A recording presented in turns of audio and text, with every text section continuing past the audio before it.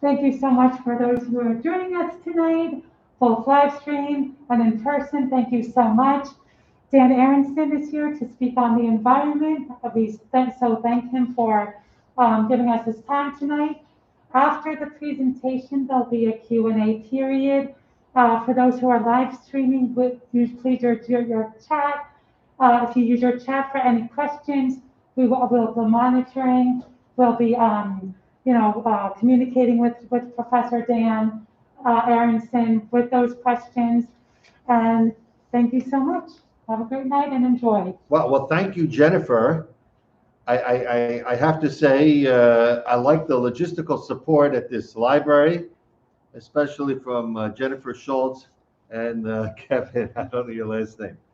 All right, so I'm going to start.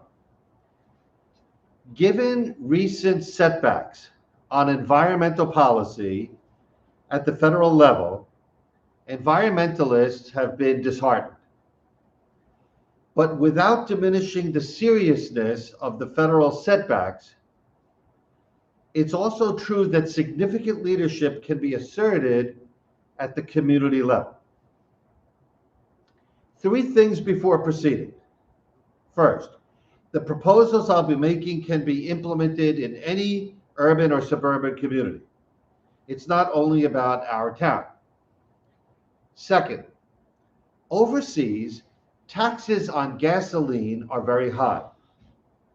But for the most part, people don't complain because the revenues fund low-cost, convenient transit, which people regularly utilize.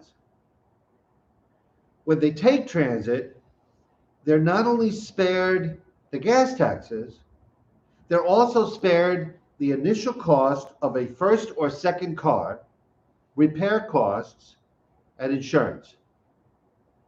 It's the opposite of a burden. Finally, I'm going to discuss multiple ways to promote energy efficiency. But since alternative transit offers the greatest potential for cost savings, I will mostly focus on that issue. Our starting point is the fact that real estate near transit commands a premium.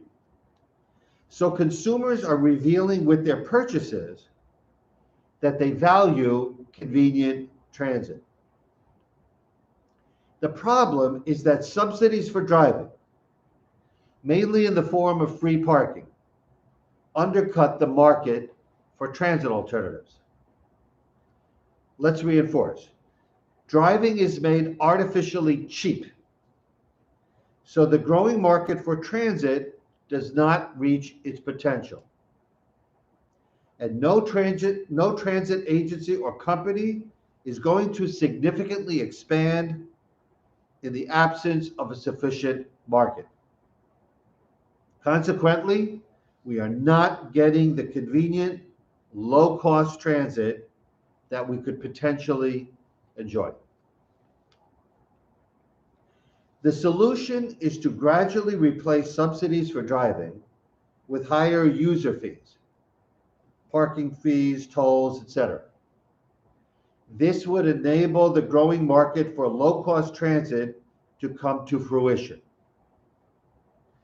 And there are entrepreneurs who can respond to this market with technologically advanced, convenient transit.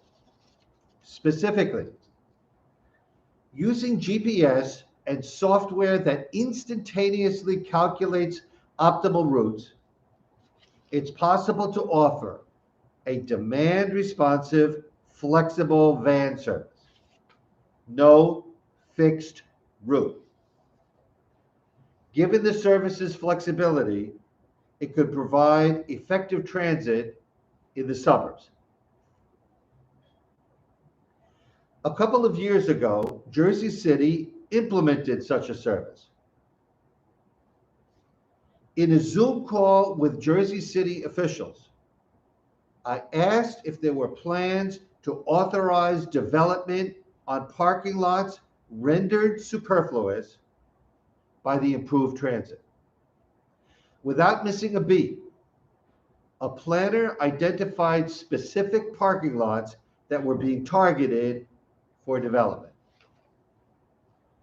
This brings us to an important point. Housing people instead of cars would give rise to an abundance of housing. And multiple studies confirm what common sense would suggest. Increasing the supply of housing lowers prices for future buyers. Jason Furman, chair of Obama's Council of Economic Advisors, observed that housing in regions with strict restrictions on supply was up to 50% more expensive than housing in regions with less strict restrictions. By the way, lower housing prices for future buyers can only be achieved at the regional rather than community level. But one community can point the way.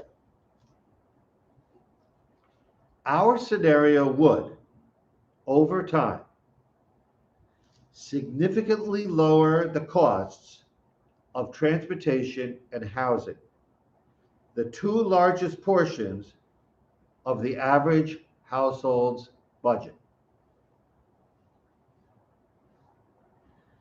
Affordability is a worthwhile goal in itself, but also note that lower household costs reduce necessary work time.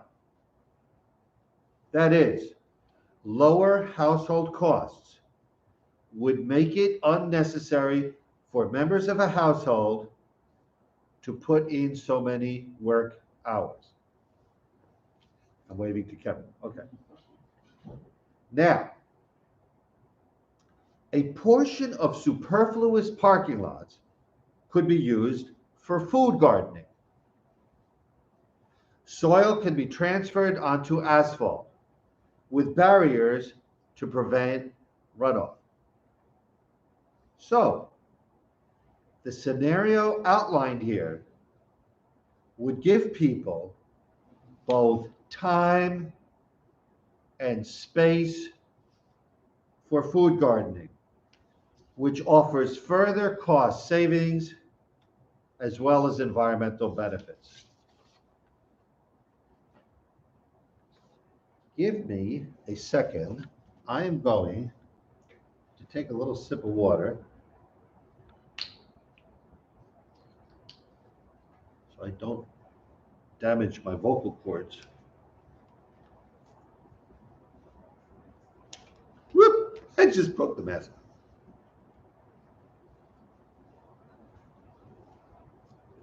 Ah. And here's another. So where did we leave off?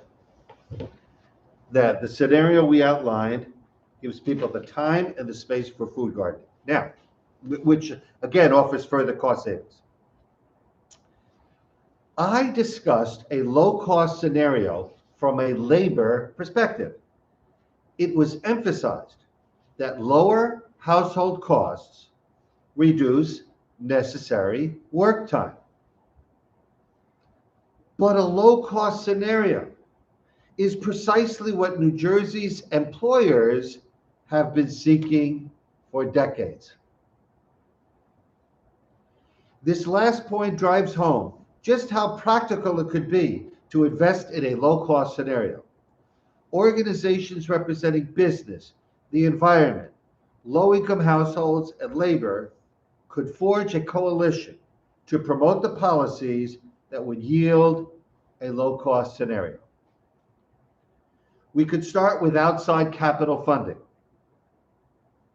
New Jersey is slated to receive $24 million for enhanced mobility projects under the recently passed infrastructure bill.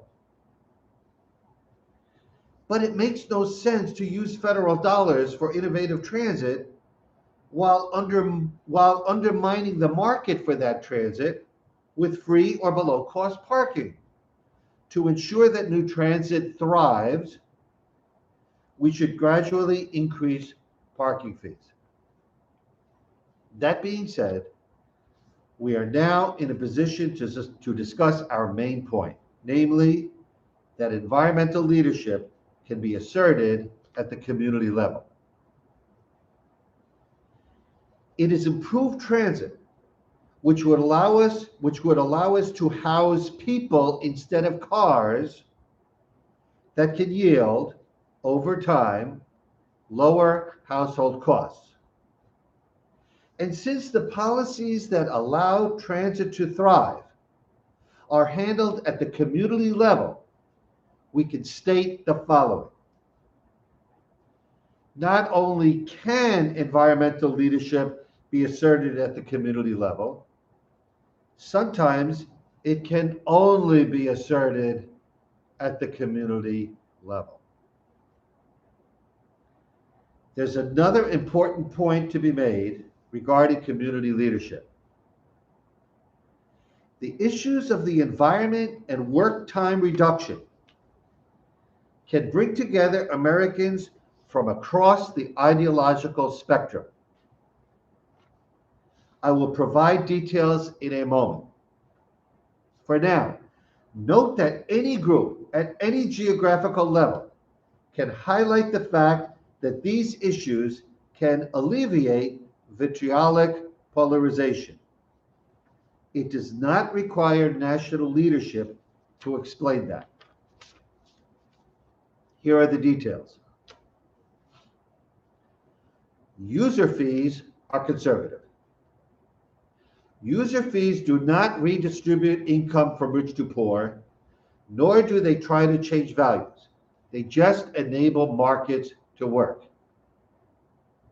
There are conservatives and Republicans who have explicitly supported not only increased user fees for driving, but also higher prices for fossil fuels in general. But since increased user fees for driving contribute to low-cost transit, they can be enthusiastically embraced by the left. London Mayor Ken Livingstone, who supported Hugo Chavez and Fidel, implemented congestion pricing. Since the revenues paid for improved transit, thereby benefiting low and middle income households, Livingstone was not compromising his left-wing principles. No reconciliation is needed. Both sides agree. The same goes for work time reduction. There is a phenomenally rich conservative and/or Republican tradition on shorter hours. But shorter hours was the goal that originally inspired workers to organize. It's the ultimate progressive goal. Again, no reconciliation is needed.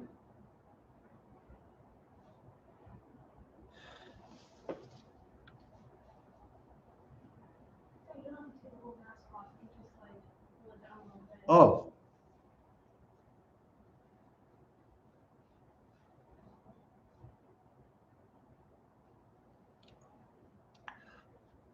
Thanks. My daughter prevented me from breaking a second mask.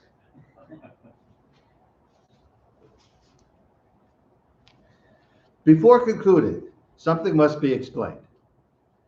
Carbon fee and dividend is a proposal to place a fee on fossil fuels while returning the revenues to the public. Raising the price of fossil fuels would create an incentive to invest in energy efficiency and solar. But returning the revenues from the fees to the public would prevent cost burdens. Now to our conclusion. Certain facts about our community offer some intriguing possibilities. Our Congressman, Tom Malinowski, is a member of the Bipartisan Problem Solvers Caucus. Our previous congressman, who happened to be from a different party, but our previous congressman, Leonard Lance, was a member of the Problem Solvers Caucus. Clearly, the makeup of our congressional district encourages practicality rather than partisanship. Now, the sole House Republican who supports carbon fee and dividend is Brian Fitzpatrick. This Republican representative also supports federal funding for public transit, and he is the Republican co-chair of the Problem Solvers Caucus. Fitzpatrick represents Pennsylvania's 1st congressional district, which borders our congressional district. So, even as we act at the community level, even as we act within our purview, we could, in cooperation with our own congressman, reach out to a neighboring congressman. I'm sure that a Republican who sticks his neck out for the environment would welcome a public education campaign highlighting the cost-saving, conservative nature of environmentalism. To sum up, we could act at the community level and have a disproportionate influence. Well, somebody's nodding their head. Okay. The co-chair of the Westfield Green Team. I don't know if I'm supposed to mention that online, but okay. So, I want to say a couple of things before I start the Q&A.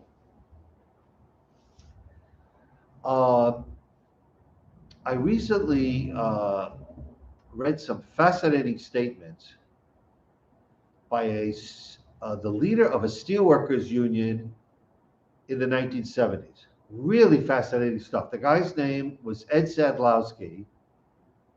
If his ideas were to be disseminated, it would save the planet. I am not exaggerating. It didn't fit right into my remarks, so I just want to go into that a few minutes later after your questions. And in any case, on the questions and the comments,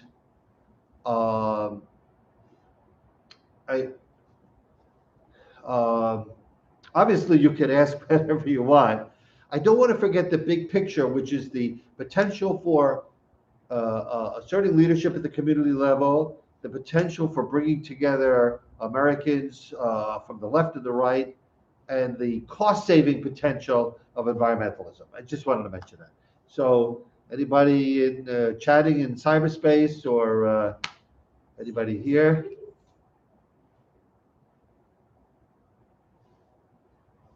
Yes, Dan, thank you so much for wonderful presentation. I think getting to your question about how do you bring two sides together, this commonality of freedom. Well, a car brings freedom. Some would argue. How do you fight against that, especially in suburbia where you feel like you need to own a car to get to work, to get to where you need to be? And tell me, and now I think I should repeat so that everybody hears him, right? Dave, tell me if I'm capturing your point. Dave was saying that a car brings freedom, and especially in suburbia, we need cars. So how do we overcome this problem? This mentality, yes. Okay. I mean, I certainly have direct responses from you. I'm thinking to get to, well, you know what? Let me reiterate the fact that even here, out here in suburbia, the real estate near the train station commands a premium. So that indicates that people appreciate good transit, right? That's the market at work. Now, it's not freedom if you have to work without end to pay for cars so as to sit in traffic. You see what I'm saying? If we let the market work, then the people who like to take transit will have transit available to them, right? And that would really provide the freedom to those who want to take their cars because there'll be less congestion. But the folks who want to be in their own cars would have to pay some more. And to continue on the point of freedom, you talk about zoning restrictions and how in suburbs, especially, it's very difficult to overcome that. Well, the freedom argument is to have less restrictive. Well, I'll let you answer. It's interesting that you say that because conservatism in the U.S. is associated with more freedom and individualism, right? Zoning, to a large extent, restricts the workings of the market, right? Now, look, I'm not saying we shouldn't have zoning. I'm not saying that we have to build high rises in the suburbs. That's not realistic. But I'll also say this. If you have children, you should want builders to be authorized to construct housing so that your kids are not stuck. In fact, in New Jersey, we have a very serious problem with that. There's just not sufficient housing, and a lot of young people have to either stay at home with their parents or move out of state. So, but now it's interesting. This topic is interesting in the sense that letting the market work would help low-income households and would even help the environment if we were building near transit as opposed to suburban sprawl. So the usual perception of environment as being necessarily left-wing, it doesn't square with reality. But another question is, if people want zoning and don't want too much development, how could we overcome that? Look, the cars in the downtown parking lots that are sitting there all day because people are commuting to New York, those cars don't have wallets. Businesses could appreciate having more residential development downtown with people that will, make purchases, obviously. I was going to say, oh, and one very large part of the business community, the builders, would be sympathetic to these ideas. So it's not impossible to overcome the resistance. It's a challenge. Nobody's being unrealistic here. We're not being naive, but there's every reason why environmentalists could join forces with builders who are ready and willing to build downtown near transit. I'm just a little bit confused. According to your theory, someplace like Manhattan, which has the most dense housing and the least parking, should have the cheapest real estate and the most leisure time. Wait a minute, hold on a second. Is that Debbie and Steve? Yes. Yeah, you didn't know that? No, I didn't know. They're wearing masks. So Hi. I'm a little confused. Okay, when I heard your voice, I realized who you are. Okay, but now look, I can't hear you. Okay. According to the theory that you're setting forth, by saying if we get rid of the parking lots and build, housing will be cheaper, people will have more free time, and they'll be able to have gardens and all sorts of stuff. Well, then why in Manhattan, which has the highest density of housing, the least amount of parking, has the highest rents, the least amount of gardening, and probably the least amount of free time due to the higher rents? All right, so Debbie is asking if Manhattan has so much housing and really hardly any spaces for parking, why are the real estate values so high there, right? It almost seems to contradict. Look, the demand is very, very high for real estate in Manhattan. But that being said, if we were to, there's hundreds of thousands of free parking spaces in Manhattan, mostly on the east-west streets as opposed to the avenues. All right? This is just a fact.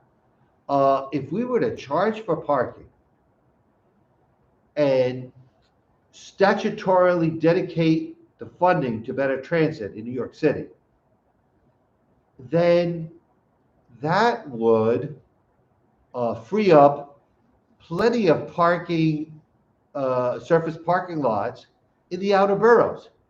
You see what I'm saying? There's room to build in the outer boroughs. And by the way, some New York politicians have pointed out even in Manhattan, we could build up more. They are doing rezoning in Manhattan to permit higher building heights. So these ideas could apply very much to New York City. In fact, if there was a group here that was willing to take a stand on promoting higher parking fees, and if we were to disseminate that idea, New York City could strongly benefit. Let me give you the numbers. In all of New York, the 5 boroughs, there's 3 million parking spaces. If we were just to charge, let me correct that. There's 3 million free parking spaces, all right? Over and above the parking spaces where they're charging. If we were to charge only $6 a day, right, which would be a nice gradual start for those parking spaces, it would generate $6.5 billion a year in mass transit revenues. Now, we're here in Central Jersey, and some people might say, what do we care about, what Manhattan does? Well, if Manhattan can generate such an abundance of funding for mass transit, it would help fund the Gateway Tunnel, which matters a lot to us. You see that? So really, we should educate Manhattan and New York City. And it's not exactly, we'd have to get some press, but we could do it. Right? Imagine New York without all that terrible traffic. And low-income folks wouldn't have to drive to get to work in New York. And it's a win-win for everybody. Oh, I wanted to say something about Ed Sadlowski. By the way, I don't know if Todd Alexander Littman is out there. He's a transportation expert. He's not there. Okay.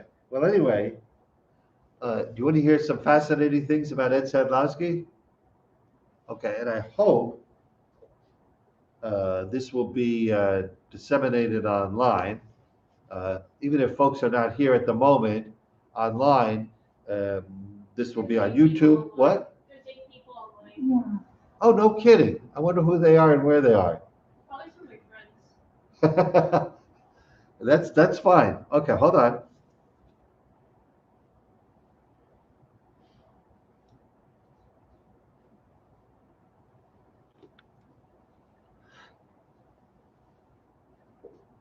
All right, this is fascinating stuff. And these ideas have to be disseminated. When I say these ideas, they're no longer just my ideas. I'm going to give you some quotes from the leader of a steelworkers union in the 1970s. Right, you ready? This is from a 1977 interview with Ed Sadlowski. You ready? It's one hell of a thing to say, but an important thing for me to say. We just don't need any more steel mills. We don't need that kind of industrial growth at the expense of what the environment should be. We can't, as a matter of fact, consume what the existing steel mills produce. So let's call a halt. Enough with the car. How many cars do we need? It's too much. It's gagging me. I like candy, but I get a bellyache.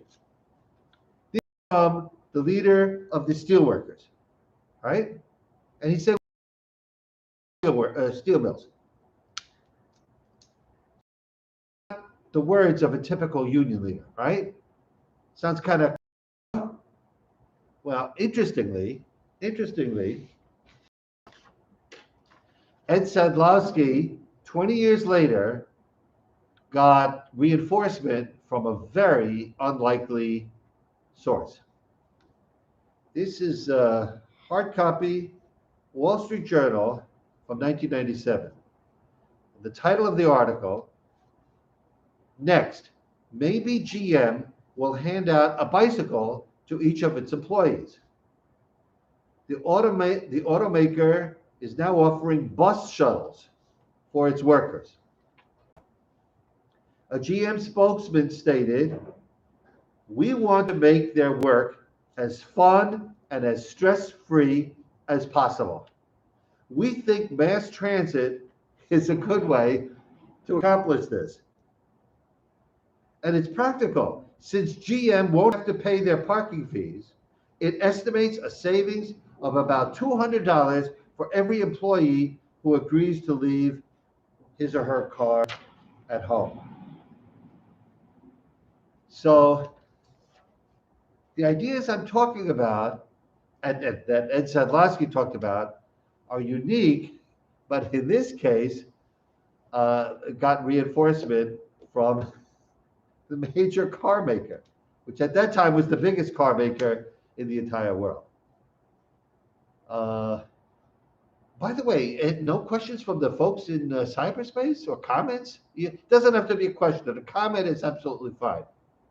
No, Gail Aronson gave you like a good sign. Who? Your wife. Oh, I'm my sorry, wife, so- I'm Galeen. sorry. You said Galeen, I'm okay. sorry, I'm Aronson gave you like a good sign, but no questions. It's a lively bunch out there. Steve, no comments? I'm begging for, I have a comment, so I. don't mumble, Ronnie. No, it's serious, I kind of have a hard. No, I'm just saying, don't mumble, I want to hear you, go ahead. Oh, I kind of have so what you're saying is we should make cars more expensive. Make driving more expensive. Yeah, driving more expensive so that people won't get cars as much, so they'll take transportation more. Public transportation, that's correct. That sounds smart. Oh, okay, well, thank you. And by the way, it's safer, right? I mean, there could always be exceptions, Yeah. but statistically, it's much safer, and it's since you're a teenager, it would be great if we had a flexible van service here. So, and you have teenagers, Debbie and Steve. I still want to get my driver's license.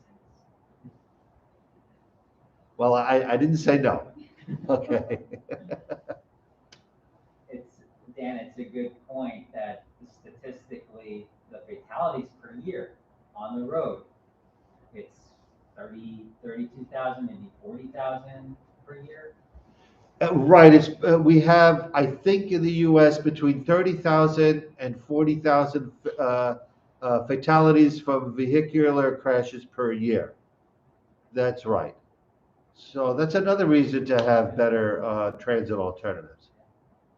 But question, what do you say to the people that moved out to the suburbs away from the city, so they can have some space and be able to go places rather than having to rely on public transportation and living in high rises. Debbie asked, what do you say to people who moved out to the suburbs so they'd have a little more space and be able to drive? Well, I would reiterate that with high tech, we could have effective transit in the suburbs. That's one thing. Now, the other thing is this. I never said that we're going to get rid of cars in the suburbs. I never said that at all. But what I am saying is each family should not need a car for everyone who's of age. You know, they should have some choices. And let's face it, you drive out here and you don't always have a sense of freedom with all the congestion, right? By the way, I traveled to Arizona 3 years ago.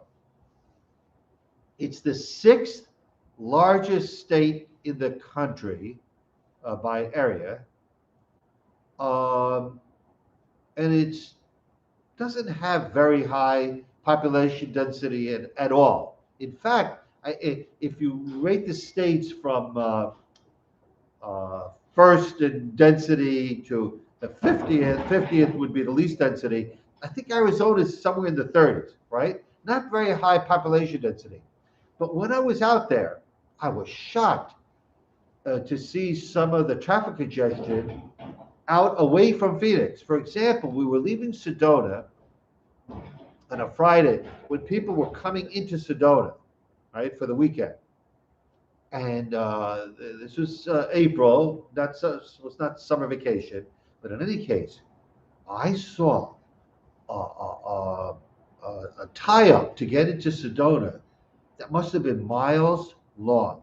So it's not just high density state, the highest density state, which is New Jersey, that has traffic congestion. You can see very bad traffic congestion elsewhere. Nobody in cyberspace has a comment or a question? Anybody at all? Dan. Dan, going back to your point about community leadership, or leadership at the community level, what would be your recommendation for someone that wants to push for the kind of change that you're talking Thank you. You know what? That's a good concluding question. Dave asked, since we're talking about community leadership, what tangible steps could we take to implement such leadership? Really, we've got to find business leaders who are willing to listen to the business-friendly aspects of these ideas. And if we could do that, the environmentalists will be on board. And then I can say that AFT New Jersey, my union, passed a transit or endorsed a transit-related resolution from the faculty union at my own college, Raritan Valley Community College, which, among other things, recommends replacing subsidies for driving with user fees. So there's potential support from labor. We know there'd be support from environmental organizations. We've got to find a business leader who's willing to listen. I'm not going to mention any names or organizations, but I did have a personal conversation with one business leader in this area. Unfortunately, my follow-up email went unreturned, but a few of us should get together, and they cannot ignore larger numbers. And we've got to make a convincing case that business leaders should give a reception to these ideas and then join forces. And I think that was an excellent question, and maybe it's a good place to stop. Thank you very much. From Ronnie, you did get a high five. with lots of emojis. From Ronnie? Yeah. Ronnie. Oh, she's right there. Okay. Okay, you folks out in TV land, I'm imitating Ed Norton. Thank you very much. That was strong applause from the remaining. Okay. Thank you very much.